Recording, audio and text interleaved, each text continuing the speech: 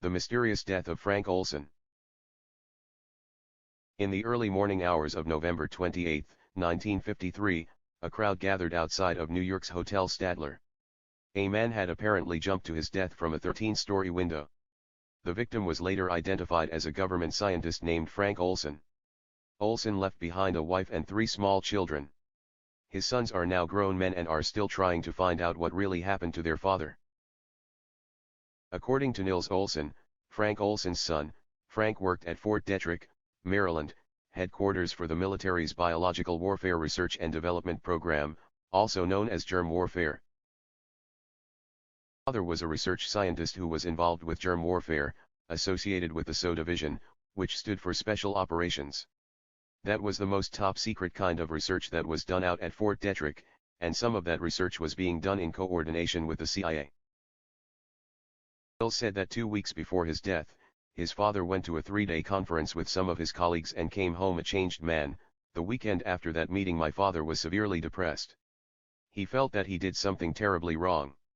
And he told my mother he had done something wrong, but he couldn't tell her what, and she asked him whether or not he had broken security. And he indicated that he would never do such a thing, but he felt that he had done something terribly wrong. Frank's boss, Vincent Ruitt, told the Olsons he believed Frank was on the verge of a nervous breakdown. Just before Thanksgiving, Ruitt took Frank to New York for treatment.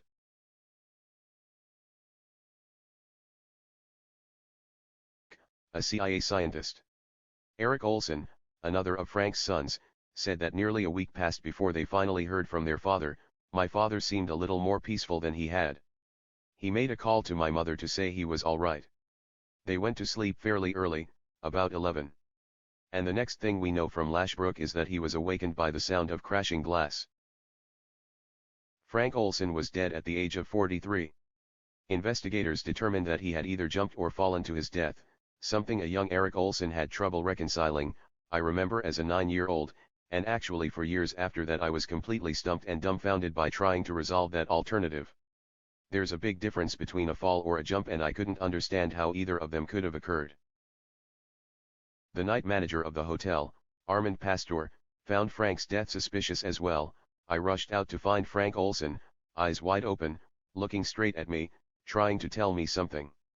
He was definitely trying to speak, but there was nothing coming out but grumbles. He was in terrible condition.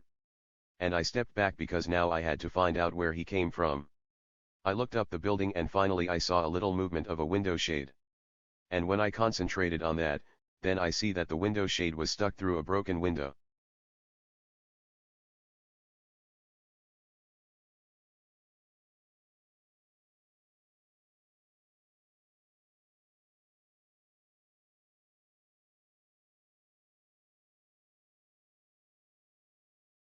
They open the window and they go out, not dash through a shade and a sheer drape.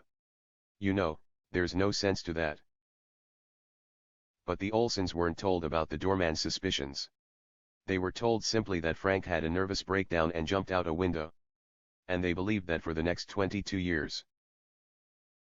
In 1975, a government commission was formed to investigate past abuses committed by the CIA. Among other incidents, the official report made mention of a scientist who had plunged to his death from a hotel room 10 days after being dosed with LSD. That scientist turned out to be Frank Olson. A year and a half later, the Olson family received a formal apology from President Gerald Ford and a check from the government for $750,000.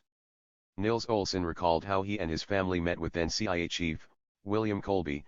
As a result of meeting with William Colby at the CIA, we were given what was supposedly a complete set of documents relating to the events of the last 9 days of my father's life. We learned that he had gone to a retreat in Deep Creek Lake in western Maryland with a group of other scientists. The principle of the meeting was that they were going to be discussing ongoing research, but in fact there were agents in the CIA who were meeting with them who decided that they were gonna give them each a dose of LSD without their knowledge or consent and then see what their reaction was. The Olsons learned that the LSD was slipped into an after-dinner liqueur by either Sidney Gottlieb, head of the CIA's technical services staff, or by his deputy, Dr. Robert Lashbrook. The CIA reportedly feared that the Soviet Union might use LSD on captured CIA agents. Gottlieb believed that his test would prepare American spies for that possibility.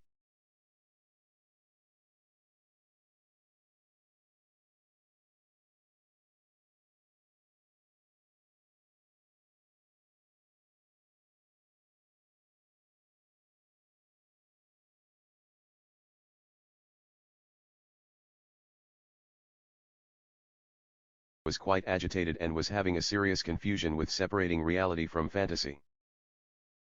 Less than a week later, Frank made his fatal trip to New York, supposedly suffering from a nervous breakdown.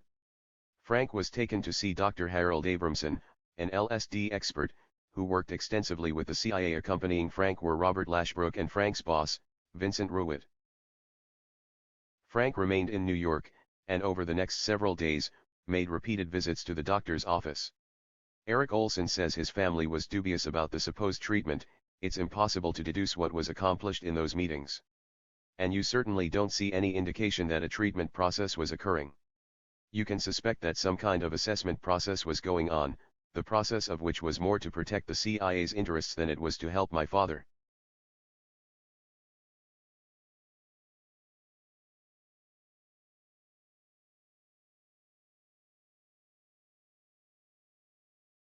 He woke up and went and threw all of his identification out and his money. Apparently, the pattern continued in the immediate aftermath of Frank's death. For some unexplained reason, Robert Lashbrook never phoned for help. However, according to Armand Pastor, Lashbrook allegedly did make a disturbing call, which was overheard by the hotel operator. In those days all of the calls were manual. You call the operator and you tell her what number you want and she would dial it for you. And then she listened to see that you got connected.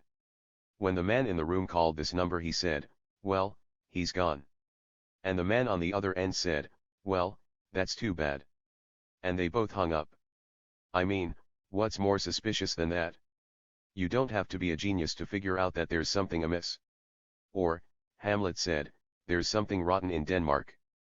I mean, I knew there was something rotten at the hotel that night.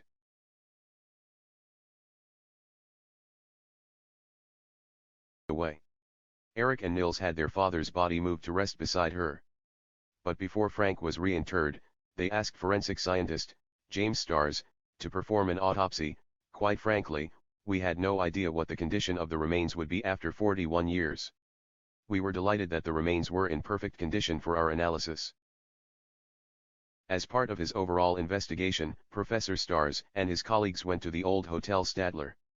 The first thing that Professor Starrs looked for was evidence that Frank had indeed smashed through a window. According to Starrs, the medical examiner in New York who had done an external examination back in 1953 said there were multiple lacerations on the face and neck. At some point, he had to hit some glass. I cannot believe that he wouldn't have gotten cuts in the lower extremities of his body, on the front of the legs. We don't find any cuts.